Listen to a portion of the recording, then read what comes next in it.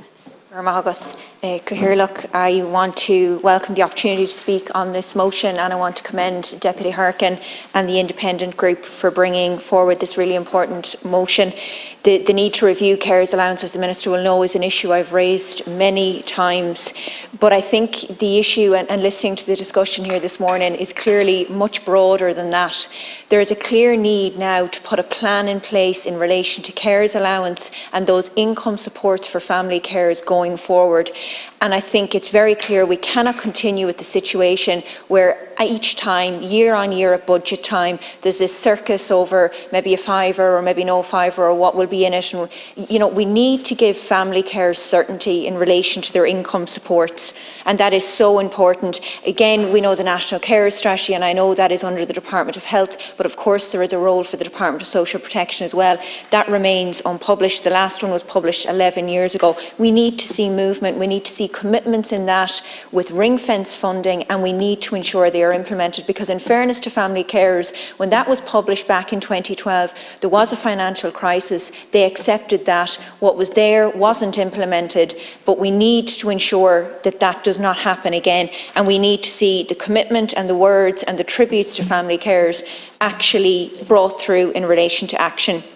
I know, Minister, you've said in relation to the earnings disregards and increasing it, but one increase in one time doesn't make up for the, 13 years of no increase at all. And 1 year of one change doesn't make up for that. So we have an awful long way to go in relation to improving the earnings disregard to ensure that more family carers who are providing full-time care and attention actually get that income support.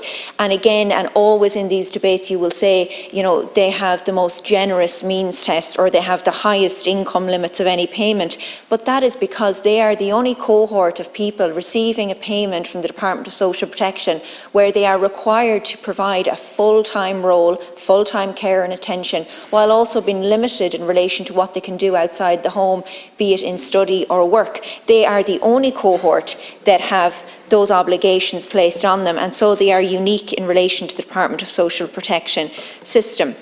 It's been raised here already in relation to the presentation by young carers that happened in here a couple of weeks ago, and they came in to share their own experiences of being a young carer, and it was a really informative presentation, and I think everyone that was there and that was present, it really mattered in relation to what they were telling us.